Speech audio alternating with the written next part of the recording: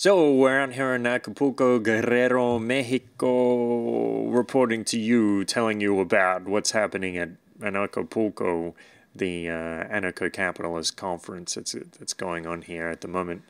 So, Aaron, why don't you tell us a few of your highlights? Okay, let's see. Well, I mean, we just got back from the party, so Yeah. it was cool to mix with a few of the peeps you see in the room, but didn't get a chance to move around to. Everyone's got good ideas. Yeah. It's cool. I mean, you know that everyone's on the same page, thinking the way you're thinking about, well, the collapse. What am I going to do? Some of us are bugging out already. Entrepreneurship and making money or finding ways to avoid making money even. So it's good that we can share that stuff. Yeah. Because it's like we're all. I think we're all going to win. Like we're all doing a good thing. Everyone's working on different projects. They feel like they're being called to different things. For now, we'll produce this podcast. So we'll see you next year. First day, I really enjoyed listening to James Corbett. I think a lot of us were hanging to see his theatre. Yeah. So he was acting out a kind of show where he was playing a character of the dark, shadowy overlord who's controlling the president of the United States and telling them how they're going to manipulate all the people. It was a good laugh. Yeah, I like that he gave us an action plan. It was like, just don't vote anymore, so no more voting, and we'll work out ways not to pay tax. It's like, it's as simple as that. You guys do that, we're good. Yeah. So actually, I got to work Make a better future. Don't vote. So I mean, that's why I came. I wanted to see what could I do better in my world to to help the movement cruise along, which is still a little bit new to me. Yeah. Fair enough. What else? Well, I've got Dan Dix. He mentioned another action plan of writing down ideas every day, 10 ideas. I thought that was really good, and that's something all of us can do. Yeah. And it's gonna trigger other thought, because it's not. I think we've all heard money makes money. It's like that's too common. It's like, well, we know ideas make money. And when you got a good crew of people, he was saying something like ideas are the currency of the 21st century. I like that. That's something that's been floating around in my thoughts for a while. Yeah, I think that exercise is cool. Like, it opens your mind up, and it gets you. There's topics on the top of your mind that you can just talk to other people comfortably with, because it's like your own work. Let's see. The idea of change being a virus, I really liked. That was put forward by Luke, the Weird Luke Change. Rudkowski, yeah. Is that what he said? Yeah, he said change is like a virus. Like, once it gets started, it's eventually a win. Like, it's so like it's infectious information. Yeah. And yeah, I'm with him. I think we've won. I think it's just a matter of watching it fall over. So I hope everyone gets a good view. Yeah. And I really enjoyed Benny Wills as well. Okay, yeah. So Benny Wills is a guy who runs a YouTube channel called Joy Camp, and he's got a lot of funny videos on there talking about liberty. So it's like the conspiracy theorist public service announcement where they're telling you to watch out for your neighborhood conspiracy theorists. They may be a pervert and ask you questions that you don't want to be asked. They are weird guys. Yeah. Yeah.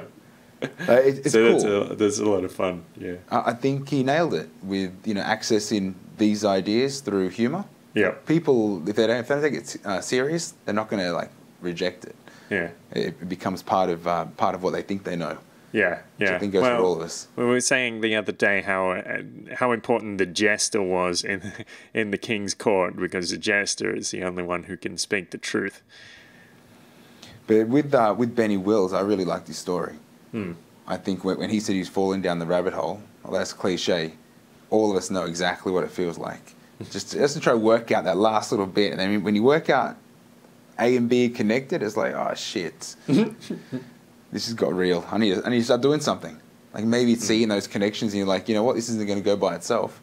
So I think that's why we're enjoying this. Yeah. good to see it happen. And let's see, the only other action or advice was from Ernie Hancock. Yeah.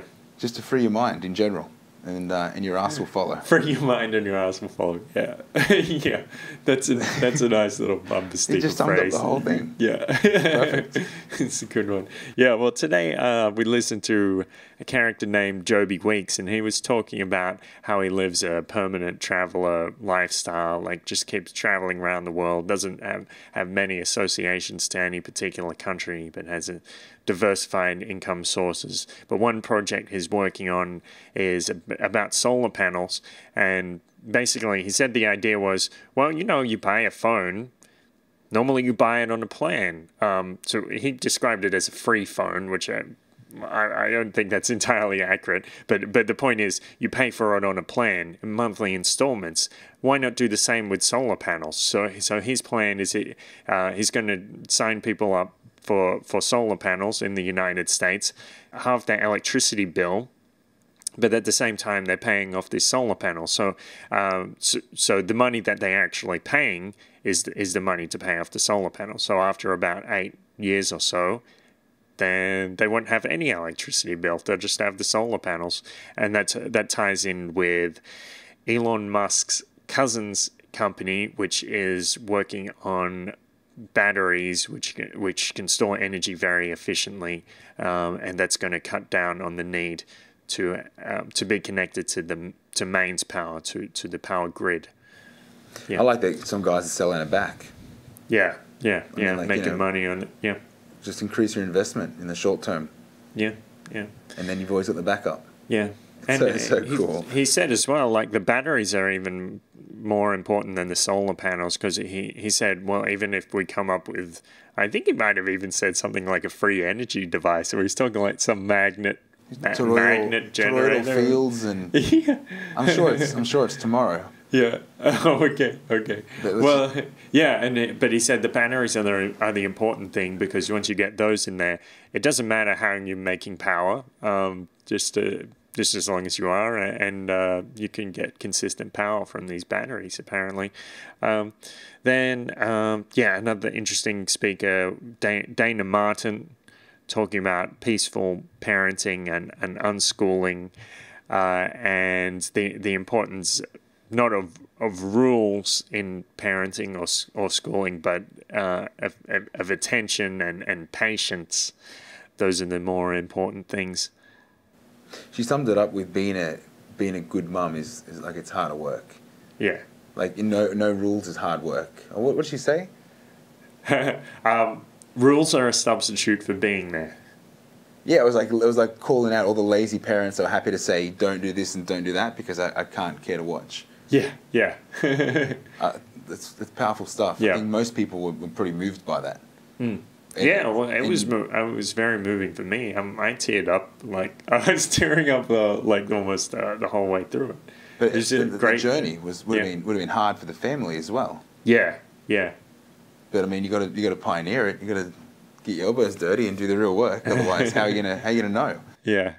But the other side of it was she was saying, people have this impression that parenting should be annoying and bothersome, like, once the kids move out of the home then I can start living again, but it's more about having fun with your children and really building that family life, like that family bond, like being friends. And so that was cool. And then another one on the same theme, I don't know how to say his name, it's something like Anam Pacianta, and he was talking about a children's book that he wrote, which is demonstrating how evil the government is.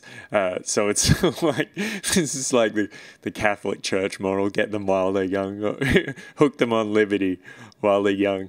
It is like a little shortcut, isn't it? Yeah, like introduce them to the new ideas while they're young. That's because when people get to adults, they're stuck in their ideas of identity. I'm this sort of person, and they won't necessarily let new ideas enter. He also mentioned like a spirituality. Yeah. So a child that grows up feeling freedom the whole time and not knowing any different, it's like a totally different level of free emotion. Yeah. So he said something like, when these kids grow up, the idea of leaders will fade away. And he's talking about this being like an entire movement, people all across the world, having grown up in this way, in this peaceful and understanding way, this way that just doesn't allow for the idea of authority. That's when the world will change. So all the qualities of being a good leader just become part of being a good person. And then everyone has to do it. Take responsibility of your own actions. Yeah. So, yeah. Because, I mean, I think a lot of parents lose it. Like, you know, they to do this type of parenting, that's a discipline. Like, I think of unschooling, like that's unschooling the parents. Because they're the ones that believe in it. The kids aren't. I think they already know. They already know they'd rather do other things. The same as us. We prefer to do other things. Like it shouldn't be that complicated. Yeah. Yeah, so then we got into a little bit of craziness. I mean, after the conference, I had a concert, and there were a few musicians, and I think there was an Australian woman, Alyssa Hawke. She was giving me, I think she was doing some comedy, but we missed that bit. But then there was Nima V and Rob Hustle doing some hip hop, and yeah, Rob Hustle was like, "All right, all the lyricists get up on stage," and I'd had a couple of beers, and I was like, "Oh yeah, I guess I'll do that." So so I jumped up and freestyled like 8 bars, and yeah, when I got off stage, everybody was like, "Yeah, man, that was cool." But also Jeff Berwick. So Jeff Berwick is an organizer of Anarchapulco, but he was a rapper in Canada around the early 90s, and he got quite famous from that. So we were all he was up on stage, and everybody was saying, "Yeah, Jeff, take the microphone." So he spat like some old school rhymes from back in the day, and yeah, it was pretty cool. It was a good crowd pleaser. It's good to see everyone getting involved. I mean, I like that. You know, it's like a general feeling that we're all friends. Yeah. It's a good icebreaker in general. You're just like totally cool to say, you know, what's going on? Where you at? No, but tonight was. That's why I'm home so early, right? What time is it? Like 9:30? It's nearly 2 a.m. Okay. All right. So that's our little wrap up there for the day. So peace, love, and anarchy, as they say. Peace, love, anarchy. No, I think for me it's more about individualism. Sure. And spirituality. Individualism and spirituality. Well, worldliness and spirituality. No, I think we all need to dive into ourselves. We need to understand the person that we are. Yeah. And then see what we can bring to the table. Because if we're worried about fighting everything out there, and we don't know what our superpower is, or what we're here to do, then that makes it a little bit difficult because you're trying on shoes that aren't yours. Yeah. We'll work it out. I think we're on a good page. Peace. Peace.